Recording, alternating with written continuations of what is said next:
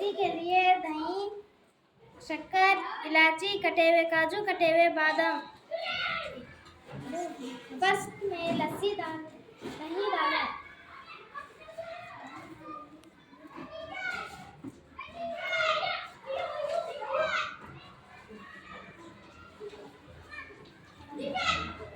थोड़ा सा पानी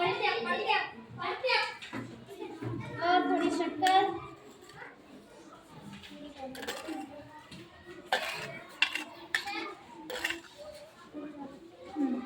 इलायची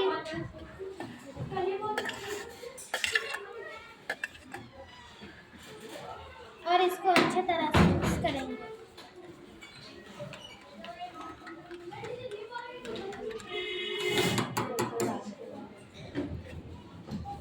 कटे हुए काजू, कटे हुए बादाम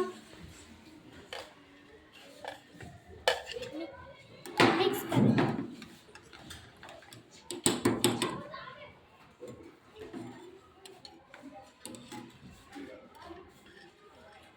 अब हमें ऊपर से काजू बादाम मिक्स करके ऊपर से डाल देंगे। हमारी लस्सी बनके तैयार है।